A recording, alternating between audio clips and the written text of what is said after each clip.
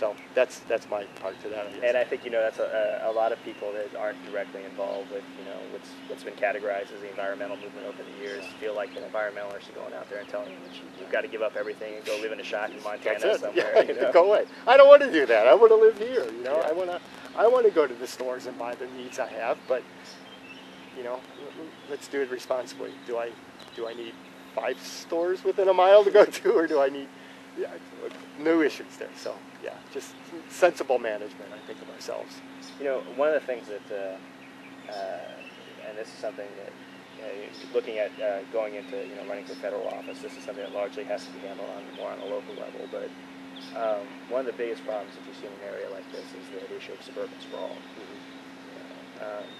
And one of the things that I would personally like to see, and this is a long-term goal, is I would like to see more in the area of city planning, and creating a positive alternative to the typical suburban neighborhood with the yard and everything. Like you see what they've been trying to do with downtown Fort Myers forever, which is to create a living space. Sure. Yeah. Why not? Yeah. How has the budget crunch, have you seen any effects of it on your office here? It's just coming into light right now. We're still working on last year's budgets, so we're still doing okay. We're preparing, there's a lot of scenarios being planned. I give a lot of credit, again, to Lee County and Parks and Recreation, because they've always been very proactive in seeing what's coming down the line as opposed to just reacting to what's happening here and today. So there's been planning done, but you can only plan so far until you get all the facts and figures in here. So what we're preparing now for is that, the one proposition or amendment passed last year to reduce the taxes. But unfortunately now we're going to get the double whammy that all of our property values have decreased, which means our budget's going to decrease because of that. So that's what we're a little bit leery about, not knowing where these things are all going to come down to line. So for instance, like right now, we're all, as positions again, are all frozen. We're trying to help each other out the best we can, and then instead of laying people off in the future, we just won't refill those positions, which means there's going to be some shuffling around and changing of responsibilities. But I see that as a pretty proactive response from government at this point. I'm afraid that people, there's a lot of points to this. Yeah, we probably shouldn't have grown as fast. We all knew that. We were all living on the coattails back then. We all knew it. It just hit us unfortunately, very fast. So that's one issue there. We should have known better. The other part of, trying to play with people's taxes, that if one governmental entity takes the taxes away, somebody else has to fill in for those services somewhere, folks. You're not going to get a free ride on this planet. So it just means a matter now of reshuffling those priorities to maybe another governmental entity. And unfortunately, I have a feeling that that might be us more on a local level. So I'm a little scared on that because, again, I'm a one-person department. I'm the only staff that's dedicated within Parks and Recreation towards the environment full-time. My goal is to train everybody to be active in what they do in their daily lives. So, but I'm also afraid that they might see, for instance, that again, I don't know, is the environment still low on the totem pole for government to do education with their public or not? I mean, the green movement is so big in everybody's lives these days. So personally for me, I'm hoping that my job will still be here to try to continue to educate one-on-one, but we'll see what happens. Is there fat to cut? Yes, I think there's always fat to cut in anybody's budget. My personal budget, sure. If I've got some extra money, I'm going to spend it. Same thing with government, so there's nothing new there. I've always felt that Lee County, again, and Parks and Recreation has done a very good job. I'm speaking as a taxpayer now, not as an employee. I'm not just looking out my job. I'm seeing it from the inside and out there. I guess I get that perspective, but we always can do better. I'm just worried that these cuts are going to be so hard, so fast. That's where my concern is. And that's it's one of the things that's interesting. It doesn't matter if I talk to Republicans or Democrats. excuse me, when I talk to people on the county and municipal level and the local level of government everywhere in Florida, you know, everybody said the same thing, you know, about Amendment 1, that all it was doing is the state was passing the buck from the state down to local government to pay for things and put this pressure on them. Yeah, again, Republican, Democrat, those again are another labels. Yeah. You know, I'm sorry, there might be, you know. That's why I'm running as an independent. Yeah, that's, yeah, see, I hate those labels again. And even in independent, has some labels. Yeah. There's some meetings for people too, positive and negative. So it's like, why can't we just run as people, you know, who have a vision and talk to these people and find out what you're standing for? I think that's what I want to vote for. I don't want to vote for a label. Right. I want to vote for somebody who's going to do the right job. So Now, as not only someone who works in the environment, but also here as a resident in Southwest Florida, what do you think are your priorities for what you would like to see done from the federal government over the next couple of years, and how does that impact your work here in Southwest Florida? on a federal level, one of the things, again, one of the other changes I've seen over the last 18 years is that I'm seeing all kinds of factions of folks coming together and talking with each other, and that's definitely true on the governmental levels. Government, let's talk about government, so yes, that directly. Again, those factions might have different agendas or different goals or whatever, but I think as long as we can continue to talk with each other, I think we could possibly, again, support each other. One of the biggest things I can see from experience here, and I show this on one of my presentations I do, is, for instance, the idea of green space, and how and why is that important to us as human beings. That's a hard thing for us to put a dollar value on, that green space is this important for these dollars. But from a local and state and federal level, when I first came here, I can see where people were trying to buy up preserve lands, or hopefully future preserve lands, sort of willy-nilly. You know, anybody was getting and grabbing whatever they could. Nowadays, we're all talking on the same page. We're looking at wildlife corridors. And so if you as federal have some priorities or an agenda, and it can meet, and you can buy lands specifically in this wildlife corridor that we're all trying to work towards, and this meets your needs, and while I'm buying down here and trying to work on my needs, well, then we're both benefiting, but we're on the same page, I guess, again. And that's the one biggest thing I've started seeing with all factions of government, especially from that standpoint of sensitive lands here in Southwest Florida, is people talking together and working together. If we can continue to do that on all the issues, you know, like right now the fertilizer issue, it's coming from the bottom up again. It's coming from the people through the local governments on to hopefully the state and federal levels. Why shouldn't we be, you know, obviously the fertilizer issue is extremely important to us here in Southwest Florida, but isn't this also happening in other areas around the country? I can imagine it too. So, you know, I'm not sure again. See, I'm not dealing with the fertilizer issue on a personal level or an environmental level, but I'm hoping that they're talking and maybe learning from what we're doing here and modeling that across. Why have to spend the extra money to get the same ordinance passed someplace else and, you know, reinventing the wheel again? Right. So I'm seeing that. I'm seeing government. In my 18-year career here as a county official, I'm seeing that those levels of government are starting to talk with each other, and I think we're starting to see the effects of that. Yeah. Great. Let's walk around a little bit. Good. Show us around.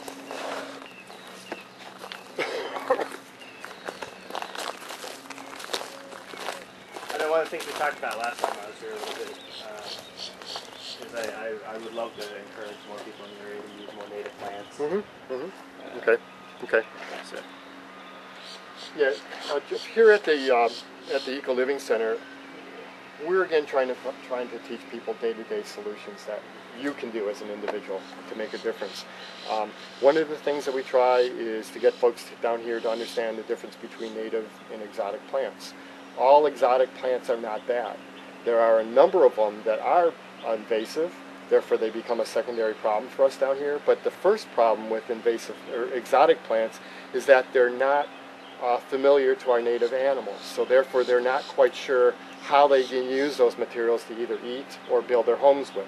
It would be sort of like you and me going on, and I do this in one of my programs. I have a mock menu and I give you a menu from a regular restaurant written in English with all kinds of neat choices, sandwiches, everything. So you like that restaurant, you're going to come back there. But then I give you another restaurant menu that just has one item on it, and it's written in some fake language, so you don't even know what it is. So now it's going to be a hit or miss for you. You may try it, you may walk out. So same thing with the animals around here. So if we can get them to understand the use of native plants in their landscape, not only is it beneficial for you and me, for you as a homeowner, because it means that those plants are going to live longer, they're going to require less water and fertilizer, they're going to require less time of your time gardening because they're going to grow at their rates. They're going to be able to deal with our dry winters, wet summers, whereas an exotic plant may or may not die off because of those conditions. They're not used to it here. So you've got that issue of saving time and energy and money on your part as a human,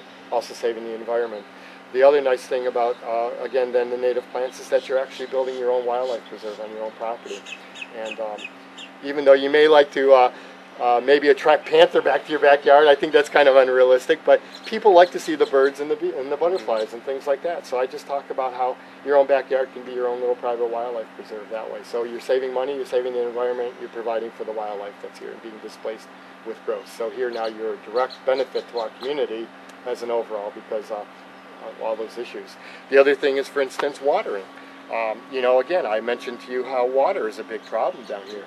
Well, we're again not saying not to water, but learn how to water appropriately. What's the best times down here because of our high heat? If you're watering during the heat of the day, most of that's going to evaporate, so it's not going to do any good to your ground. Keeping the water low to the ground, watering on certain days, things like that. I hate that word watering restriction because again, people think the negative, that they're telling me what to do now. This whole thing, government. Government is always telling us what to do, but what it is it's a recommended time and trying to get us all to use water on a consistent basis as opposed to, again, willy-nilly. Again, using science, we talk about the Florida Yards and Neighborhoods principles to Florida-friendly gardening down here, and that says directly from the University of Florida that our typical lawns can exist on watering 1 day a week here. Well, if already under restrictions you can water 2 or 3 days a week, that's not taking anything away from me. It's just getting me to use water on the appropriate days. So that's the types of things that we get people to understand here, is these misconceptions about how life works down here, both pro and negative. So that's what we try to do here, is to show them the use of mulch. We need to use mulches. That, again, makes your watering a lot less. Use of native plants, use of good watering tools. So that's one of the things we try to do. What's some good native stuff that we can put on the ground here? I think this will be a little bit better to show you some of the benefits up here. Right here we still have some mixture of exotics and we're still working here a little bit. But this, for instance, this whole area in here was all grass when we brought it in 2 years ago. And this garden was put in all by volunteer efforts here. It was put in as a demonstration site using all native Florida plants. But particularly here now, we try to really look at putting plants in that benefit the native wildlife here. So we call this our wildlife garden. It attracts the birds and the butterflies, the bees and insects and things, the positive insects in here. So now this garden was put in about 2 years ago, like I said, and we have a sprinkler system in here. But to be honest with you, over 2 years' time, I think if we use this sprinkling system 12 times, most of that was at the initial stage to get these plants started. Since then, we don't use it any longer. So you're seeing a garden of native plants that has existed through one of the worst droughts we've had here now in Southwest Florida, and it could happen. I'm sorry, how long did you say plant this? 2 years ago. 2 years ago. So that's it grows. Fresh into the ground in 2 years during the drought. It can grow. So, and you're seeing the wildlife is here using it. So it's actually producing the things that they need for survival here. So. And again, see, there's another misconception there. We live here 365-day growing period, but we have a winter time. Now, this is a poor example of a lawn, but lawns, whatever. What I was going to get at is that it's okay. We need to give people permission that our lawn doesn't have to be lush and green 365 days out of the year. Up north, you're going to be during the winter times when it's going to be buried under 2 feet of snow and you're not going to see it. So if it looks a little brown, it looks a little dingy right now, we need to give homeowners that idea that it's okay during the winter months for it to look that way. as long as you can again keep it there to make it through that drought period, that winter time, to summertime, the rains start again, it perks right back up. And this is a prime example. This area here, we don't fertilize it, we don't water it. It's not really even a grass, but it was looking pretty bad as a couple weeks ago. Right now, the last rains that we had the last week, it's coming back to be green again. So that's the type of thing that we need to give people an understanding down here of how these gardens work with native plants. So, and they're doing really well.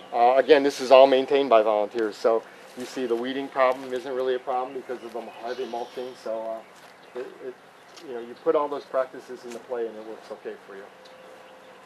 Yeah, this is a good example of what my grandmother calls the weed yard. Weed yard, yeah. You know, I mean, during the winter, you can see all these, you know, different types of plants, and you have the brown spots and everything. Yep. And maybe it doesn't look that great, but in the summer, it's all green. It's all green again. When you mow it down, it looks like a nice, consistent lawn.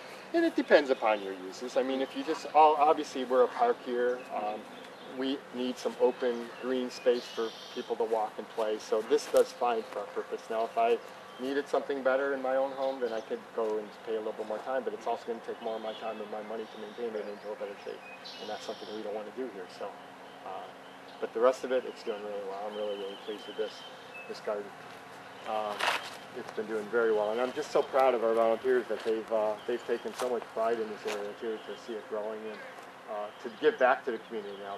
We're going to be having a guided walk here a little later this morning, possibly with some of the people that show up, and this will give those volunteers an opportunity to spend one-on-one time again with people to get them to understand their role and how they could play a better role here. What are some of the invasive plants that people need to avoid?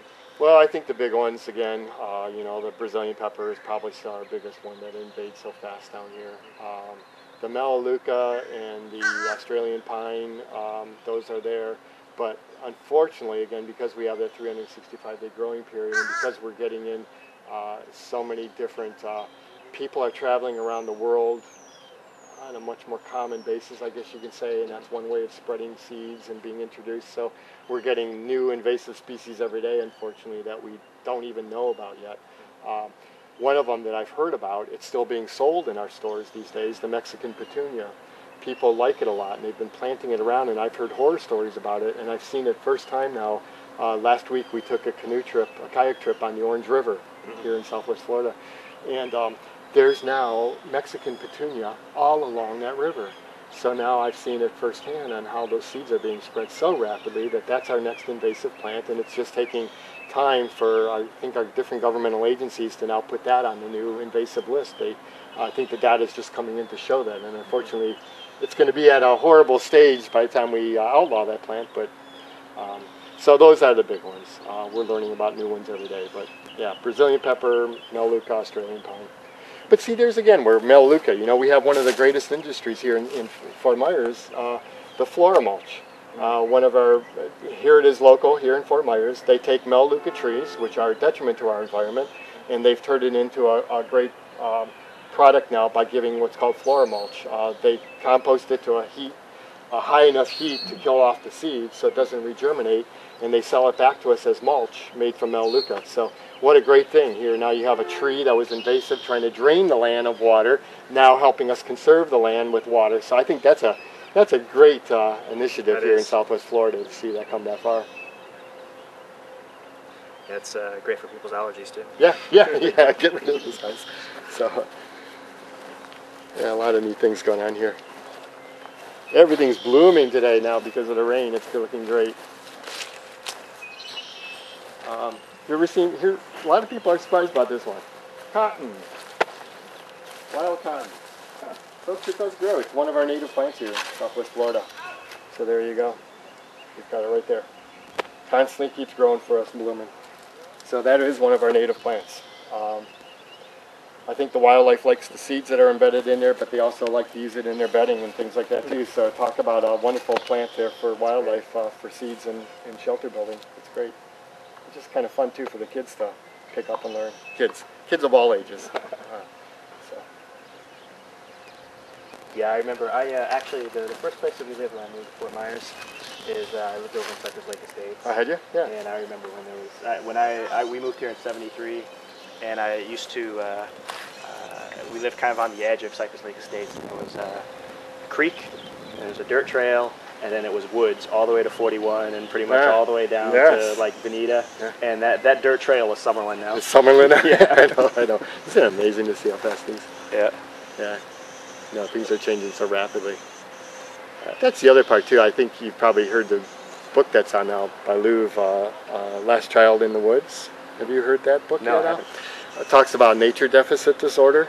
A new, it's not an official medical term yet, but I'm seeing it catch on more and more and more, to where the whole idea about how this generation of kids now just are not seeing their direct connection with the environment any longer, and that's been happening with our society so long. We're removing ourselves further and further away that we've just lost sight of what those problems have happened because of something else, not us, because we're not connected to this. And so it's getting not only the kids but their parents back directly involved with the natural world. We need to be doing that these days. So and I'm glad to see that happening with that nature deficit disorder is being brought up so much more now at workshops and newsletters and things like that from different agencies to get people outdoors in direct contact. Gardening, wonderful way to get folks directly involved. Gardening. I know I saw it was a British study that was done. They compared like 4 generations of kids, and they went back to kids that grew up like in the 30s and the 40s, and they found that kids that grew up in that era, they had about an 8-mile play range outside of their house. And they compare that to kids that are growing up today have something like a 400 or 500 meter play range outside of their house. Yeah, you know? If they're even allowed outside their house, you know, because as I always exaggerate a little bit, you know, down here, you know, you've got listen to all that. I mean, you've got mosquitoes that can bite you and carry diseases. You've got the sun that's going to give you cancer. You've got people lurking around every corner who want to snatch you up. And yes, these are realistic concerns that we need to be, but yeah, kids these days aren't allowed outside the house anymore for those things, and that's sad. But there's where I say, well, why can't mom and dad then take time to go outside with the kid if there's some of those concerns? You know, let's get you outside a little bit too. So, well, if we can get them away from their 60, 70 hours a week if they're working, you know, that's part of the problem. And that's a hard problem too. Yes, I realize that too. So that's but yeah, I know when you know, again, talking about when I was a kid, you know, in Cypress Lake Estates, I mean, we were all small. I mean, you know, there was a big group of us. There would be like 5 or 6 of us go out. I mean, we were all young kids, but we would go out and go out for the day in the woods, and I think people would call that some form of child abuse today. You let your children go out in the woods by themselves? Well, I can remember my mom, I don't think it was a rule, but I can remember, don't come home until the streetlights come on, you know, type of thing. You were outside for the whole day, you know, and she wasn't concerned at all. So, and I grew up okay, but I know times have changed, unfortunately. So we obviously have to modify the way we live today. But I think a lot of that is perception, though. Yeah, it is. You know, some of it is, yeah. I'm not, and certainly I don't want to discourage parents from being cautious in this area, but I'm not sure that there are any more predators out there today than there were 10 years ago, 20 years ago, 30 years ago. I think it's a matter of perception. Right. And like you said, well, yeah, I don't think I'd want my kid walking by themselves anywhere. Why not being at least with one other friend? You know, always be together. You know, that right there can probably reduce it. So different ways of training ourselves these days. But like you said, you ran around with 5 kids. Who's going to want to mess around with 5 of you guys? You probably scared half of them away when they saw you guys coming. But different times. Yeah, I wish, you know, and when we moved to Cape Coral, this is something now I recognize. One of the reasons that I hated Cape Coral when I was growing up was because of, I mean, Cape Coral is, I think, one of the worst examples of suburban sprawl. And it's also one of the worst examples of, like, destroying the native environment and starting from scratch. Yeah. I'm sure this is a little big with the Cape Coral voters, but Cape Coral has a lot of good features. But I mean, you know, you go and like there are parts of Cape Coral, like North Cape Coral, like up around Burnt Store and stuff. It's absolutely beautiful. But then, you know, kind of Central Cape Coral, especially when we moved there in '79. You know, and there was maybe within a 4 or 5 block radius, there was like 3 houses and then nothing but empty fields. So now you have everybody puts their own trees in, you know, and you have this, it's not a very natural space. Whereas you go down to like the River District or around that area in Fort Myers. It's been there a lot. It's been established a little longer. So, unfortunately or fortunately for Cape Coral, they do have a clean slate. And again, if they plan it well, it could look like that too. So, but again, that's, choices people have to make. Unfortunately, Cape Coral and planning are 2 phrases that have not traditionally gone well together. Did I coach you on that? Or you did coach yourself. So, Yeah, no, Cape Coral has it still has a lot of potential. No, it does. And there's still a lot of benefits to living in Cape Coral. Yeah. I understand why people. Oh live yeah, here. yeah. But to me, it's one of the areas of Southwest Florida that it can either be 10, 20 years from now, it can be a showcase for what we can accomplish in this area, or it's going to continue to be this horrible example of what not to do. Yeah, what not to do. Yeah, yeah. Yep. I think you're right there. I better end this before I get myself. I know, I was going to say that. No, I appreciate that.